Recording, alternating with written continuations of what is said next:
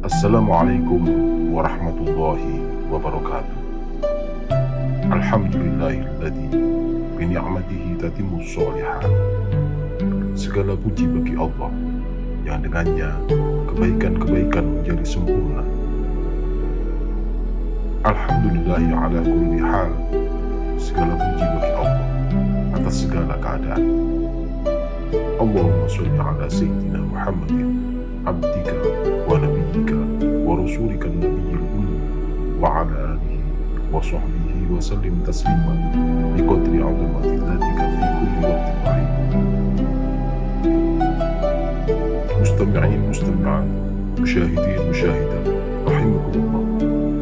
Semoga kita semua senantiasa dianugerahi nikmat oleh Allah Subhanahu wa ta'ala, berupa terangnya hati, tetapnya iman, selamat di dunia dan akhirat, serta apapun yang kita amalkan, kita kerjakan, menuai barokah dan manfaat di dunia hingga akhirat.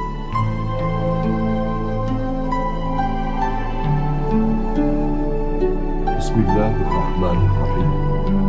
Semata memohon ridha Allah, dalam kesempatan ini kami akan mengulas tentang Hizib Bahar, salah satu karomah wali Allah Syekh Abu Hasan Asyadili radhiyallahu anhu. Semoga Anda berkenan memberikan jariah subscribe, like, komen, dan share video ini kepada sanak keluarga, handul teman, kolega, serta kepada siapapun, dengan harapan dapat menambah khazanah keilmuan serta membawa barokah dan manfaat untuk kita semua.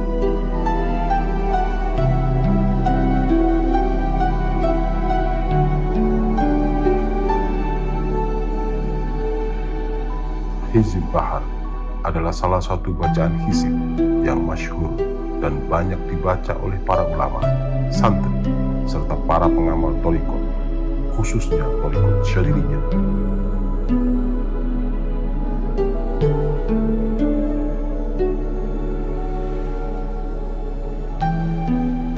Seorang penjelajah dunia terkemuka, Syekh Abu Abdullah Muhammad bin Abdullah Al-Lawati At-Tanji bin Batuta, yang lebih dikenal dengan nama Ibnu Batuta, menisbatkan Hizib Bahar kepada Syekh Abul Hasan Asyadili radhiyallahu anhu.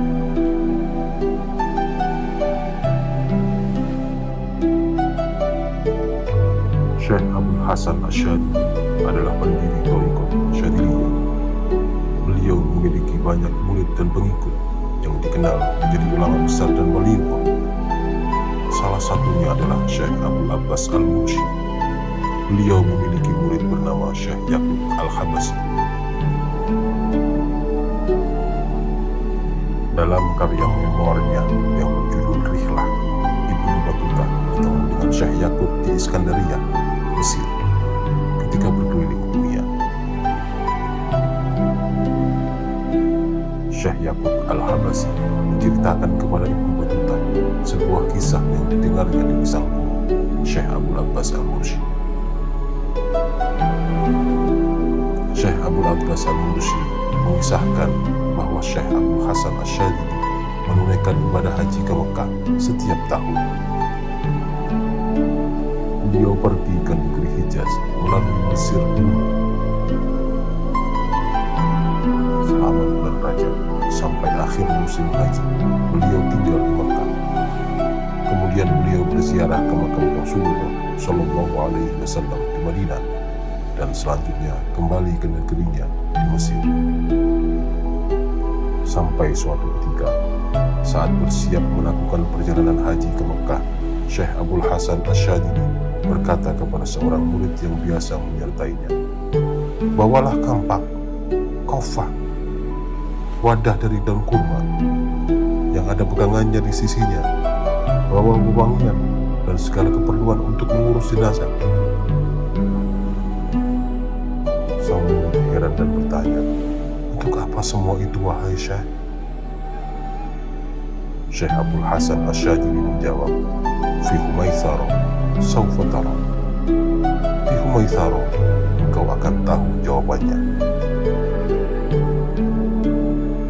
Humaitsara adalah nama sebuah tempat di Mesir kuno, di wilayah gurun pasir hitam, dekat dengan Laut Merah. Di sana terdapat mata air yang semula airnya asin. Dengan karamah yang dianugerahkan Allah kepada Syekh Abdul Hasan Asyadili, berubah menjadi tawar.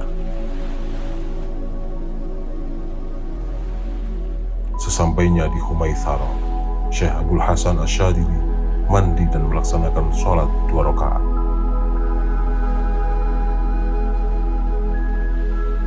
Beberapa waktu kemudian, inna lillahi wa inna ilaihi raji'un.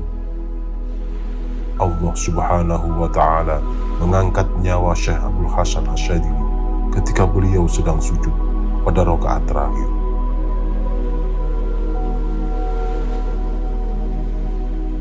Para murid dan pengikutnya memakamkan beliau di Humaithara, tanah yang tidak pernah digunakan untuk maksiat kepada Allah subhanahu wa ta'ala.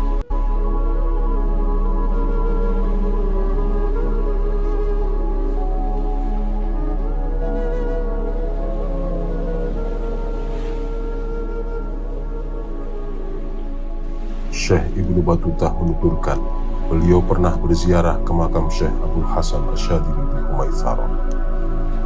Pada batu nisannya, kata Ibnu Battuta, tertulis nama Syekh Abdul Hasan Asyadili dan silsilahnya yang tersambung kepada Sayyidina Hasan radhiyallahu anhu, putra Sayyidina Ali bin Abi Thalib karramallahu wajhah, dan Sayyidah Fatimah Al-Batul bintu Rasulullah Muhammad sallallahu alaihi wasallam.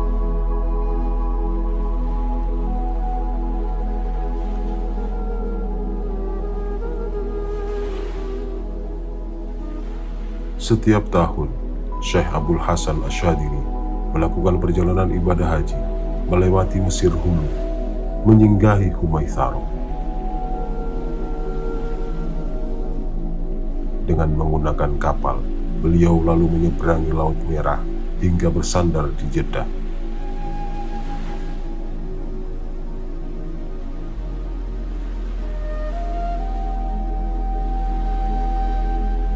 Setiap mengarungi lautan, Syekh Abdul Hasan Asyadili selalu membaca Hizib Bahar.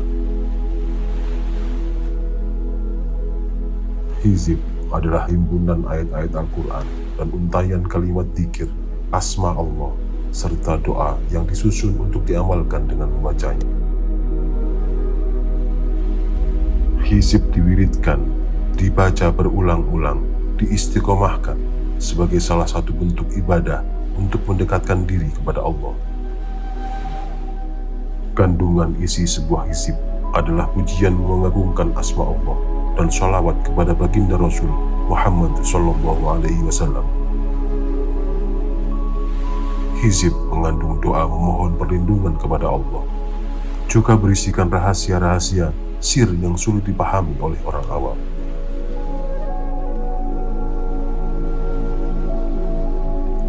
Istilah hizib sudah dikenal semenjak masa Rasulullah. Hizib kemudian lekat dalam tradisi sufi, dan Thariqat Sadiliyah adalah kaum sufi yang terkenal dengan hizib-hizibnya. Selain Hizib Bahar, Syekh Abdul Hasan Asyadili juga mewariskan Hizib Kafi, Hizib Bar, Hizib Nasr, Hizib Al-Hafidah yang diamalkan para pengikut Thariqat Sadiliyah setelah mendapatkan ijazah dari guru mursyid.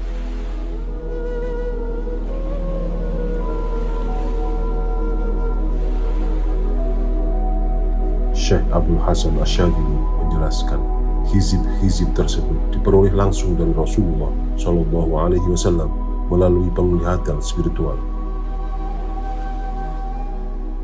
Hizib Bahar diterima Syekh Abdul Hasan Asyadili langsung dari Rasulullah Shallallahu Alaihi Wasallam dalam riwayat Barzakhi ketika hendak melakukan perjalanan untuk menunaikan ibadah haji ke Mekah.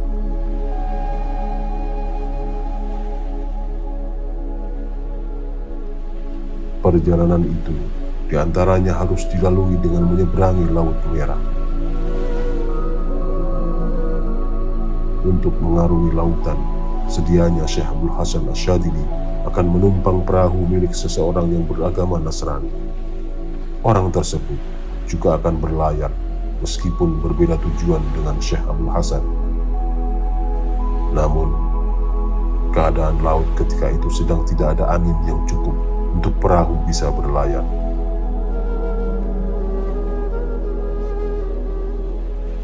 Situasi seperti itu terjadi sampai berhari-hari, sehingga perjalanan Syekh Abdul Hasan tertunda hingga akhirnya beliau bertemu baginda Rasul Muhammad SAW dalam riwayat Barzakhi.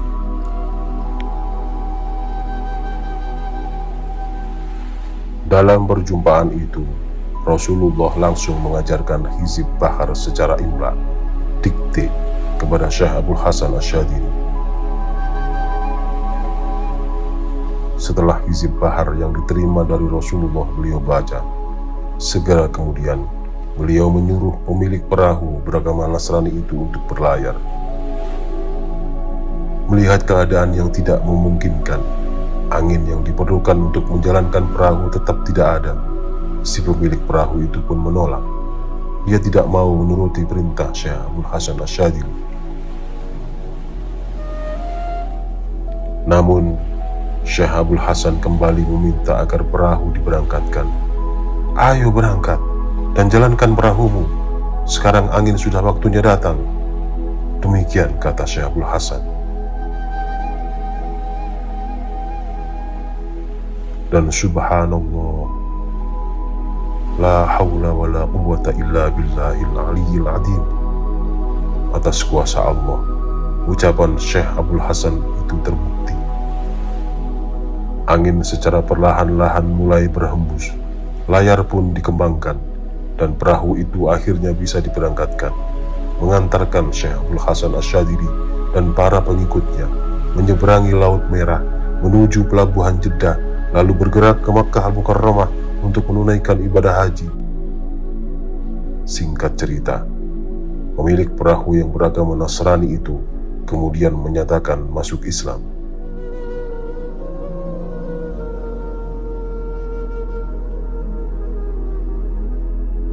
Banyak ulama yang menegaskan bahwa Hizib Bahar mengandung Ismullahil A'zam serta sejumlah rahasia yang sangat agung.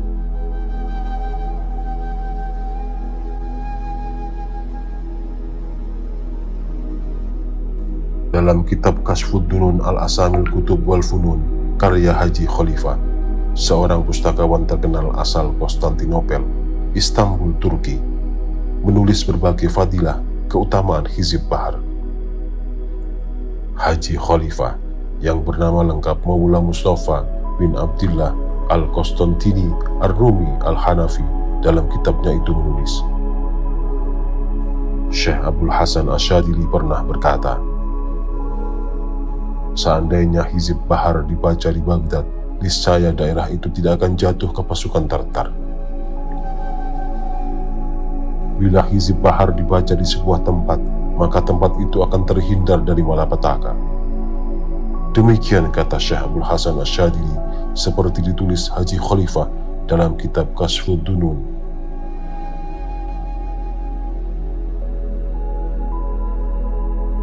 Haji Khalifah juga mengutip komentar ulama-ulama lain tentang keistimewaan Hizib Bahar.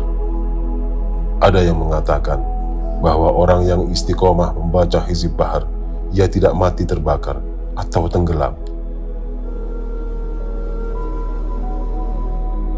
Syahdan, orang yang mengamalkan Hizib Bahar secara istiqomah akan mendapatkan perlindungan dari segala bala.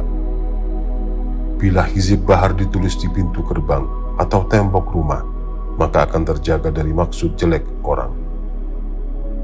Bahkan, bila ada orang yang bermaksud jahat mau menyeteroni rumahnya, orang tersebut akan melihat lautan air yang sangat luas. Ia akan terus melakukan gerakan seperti berenang, mengarungi samudra, terus-menerus sampai pagi tiba, hingga pemilik rumah menegurnya.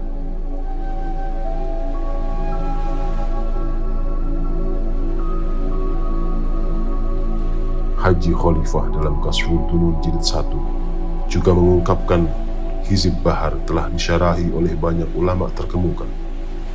Di antaranya adalah Syekh Sulaiman Asyadili, pengarang kitab Dalailul Khairat, Syekh Ahmad Zarruq, dan Syekh Ibnu Sultan Al-Harawi.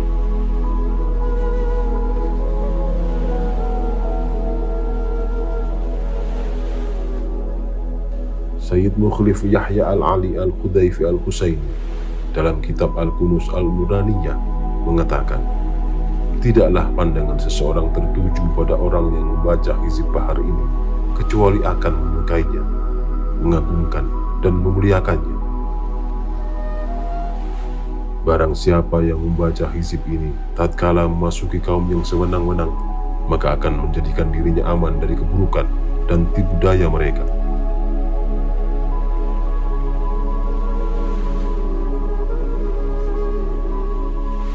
Hizib adalah doa yang ketajamannya tak bisa dikalkulasi dengan akal, karena murni bersandar kepada kekuatan dan kekuasaan Allah.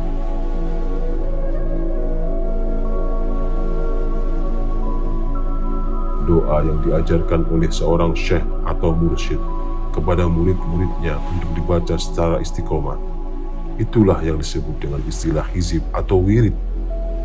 Dua istilah itu, hizib atau wirid, sebetulnya sudah dikenal sejak masa baginda Rasul Muhammad SAW dan para sahabat beliau.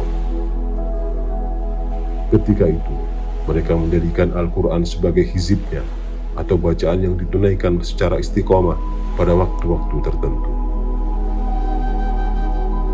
Sebagai sebuah doa yang didapatkan oleh seorang waliullah dari ilham dan laku spiritual, maka sangat mungkin doa tersebut memiliki sisi-sisi keluar biasaan, sebagaimana yang biasa dilihat sebagai karamah dari para wali Allah. Ini seperti kemenangan kaum muslimin pada waktu perang Badar yang di luar kalkulasi lahiriah. Menurut Abu Sa'adat Al-Jazari dalam An-Nihayah fi Gharibil Athar, arti harfiah dari kata hizib adalah giliran dalam antrian pengambilan air di sumur. Arti harfiah itu mengalami beberapa pengembangan sehingga menjadi istilah tersendiri.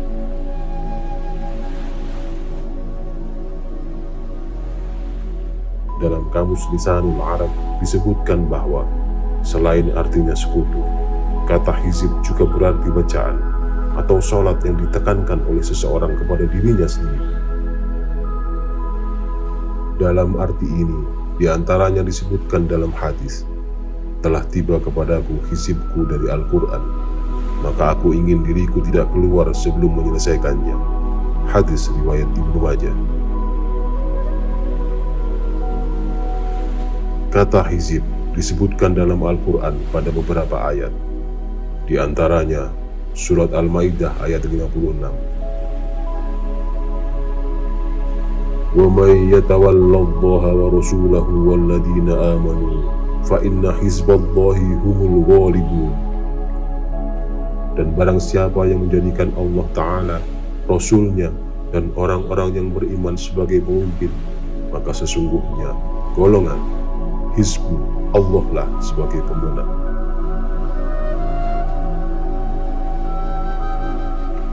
Disebutkan juga dalam surat Al-Kahfi ayat 12. ثُمَّ بَعَثْنَاهُمْ لِنَعْلَمَ أَيُّ الْحِزْبَيْنِ أَحْصَىٰ لِمَا لَبِثُوا أَمَدًا. Kemudian kami bangunkan mereka agar kami mengetahui manakah di antara kedua golongan Al-Hizbaini itu yang lebih tepat dalam menghitung berapa lamanya mereka tinggal di dalam gua itu. Disebutkan juga dalam surat Ar-Rum ayat 32. Minal ladina farraqu dinahum wa kanu syi'a kullu hizbin bima ladaihim farihun. Dari orang-orang yang memecah belah agama mereka dan mereka menjadi beberapa golongan. Setiap golongan merasa bangga dengan apa yang ada pada golongan hizbin mereka. Juga dalam surat Al-Fatir ayat 6. Inna syaitana lakum aduwwun fattakhiduhu aduwwa innama yad'u hizbahu liyakunu min ashabis syair. Sungguh setan itu membawa permusuhan bagimu, maka perlakukanlah ia sebagai musuh. Sesungguhnya mereka mengajak golongannya, hizbuhu, agar menjadi penghuni neraka yang menyala-nyala. Juga dalam surat Al-Mujadilah ayat 19. Istahwada alaihimus syaitanu fa'ansahum dzikrallah Ulaika hizbus syaitan, ala inna hizbas syaitani humul khasirun. Setan telah menguasai mereka, lalu menjadikan mereka lupa mengingat Allah Ta'ala. Mereka itulah golongan hizbu setan. Ketahuilah bahwa golongan hizba setanlah yang merugi. Dalam surat Al-Mujadilah ayat 22. La tajidu qauman yu'minuna billahi wal yawmil akhir yuwadduna man hadda Allah wa rasulahu walau kanu aba'ahum aw abna'ahum aw ikhwanahum aw ashiratahum. Ulaika kataba fi qulubihimul imana wa ayyadahum bi ruhin minhu wa yudkhiluhum jannatin tajri min tahtiha al-anharu khalidina fiha radiyallahu anhum wa radu anhu. Ulaika hizbullah, ala inna hizballahi humul muflihun. Engkau tidak akan mendapatkan satu kaum yang beriman kepada Allah Ta'ala dan kepada hari akhirat, saling berkasih sayang dengan orang-orang yang menentang Allah dan Rasulnya, sekalipun orang-orang itu bapaknya, anaknya, saudaranya, atau keluarganya. Mereka itulah orang-orang yang di dalam hatinya telah ditanamkan Allah keimanan, dan Allah telah menguatkan mereka dengan pertolongan atau ruh yang datang dari Dia. Lalu dimasukkannya mereka ke dalam surga yang mengalir di bawahnya sungai-sungai. Mereka kekal di dalamnya.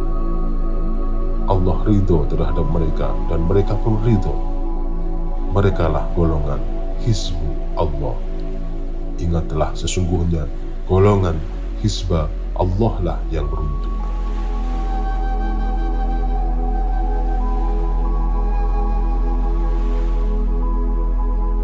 Syekh Ahmad bin Abbad mengatakan bahwa hizib adalah kumpulan zikir, doa, dan bimbingan yang dibuat untuk mengingat Allah, berlindung dari keburukan dan kejahatan, memohon kebaikan, memohon tumbuhnya berbagai ilmu dan pengetahuan dengan menyatukan serta mendekatkan hati kepada Allah. Dalam transmisi keilmuan melalui kitab, perhatian terhadap ijazah dan sanad tidak terjadi diutamakan. Setiap pelajar biasa mempelajari sebuah kitab tanpa harus mendapat rekomendasi dan sanad dari siapapun. Ini sangat berbeda dengan hizib.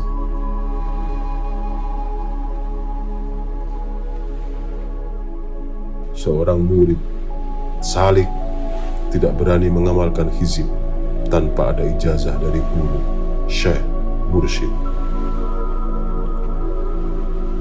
Akan memperoleh manfaat secara ruhaniyah. Bahkan setanlah yang akan menjadi gurunya dan ia akan tersesat. Hizib-hizib Syekh Abdul Hasan Asyadili yang diajarkan dalam Thariqat Syadiliyah, daya spiritualnya bukan datang dari jin, melainkan murni dari kekuasaan Allah.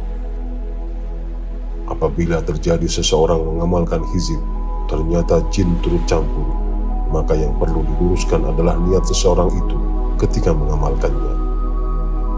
Amal sebaik apapun, jika niat dalam hatinya jahat, tidak ikhlas semata kepada Allah, maka niat jahatnya itulah yang akan menjadi kenyataan, dan hasilnya akan berhenti pada niatnya itu.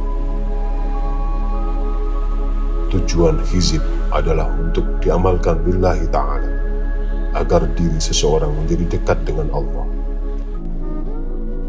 Hizib tidak boleh dibaca dengan tujuan memudaratkan atau mendalimi. Hizib harus dibaca dan diamalkan semata-mata karena Allah, mendamba ridha Allah, membentengi diri, melindungi diri, memohon perlindungan hanya kepada Allah Subhanahu wa Ta'ala. Syekh Abdul Hasan Asyadili mengatakan, barang siapa membaca hizib bahar, maka dia akan memperoleh segala apa yang telah kami peroleh, dan terhindar dari bahaya yang Allah hindarkan dari kami. Syekh Abdul Hasan Asyadili telah berwasiat kepada murid-murid dan para pengikut beliau di Thariqat Syadiliyah supaya mengamalkan hizib bahar.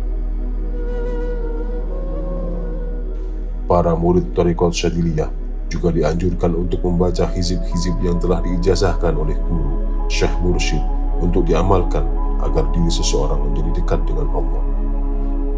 Hizib-hizib itu perlu dibaca, dimaksudkan agar bisa menjadi bekal, tameng, benteng, dan senjata untuk berperang melawan hawa nafsu, mengalahkan iblis yang akan selalu merintangi dan mengganggu perjalanan murid salik menuju kehadirat Allah Subhanahu wa Ta'ala.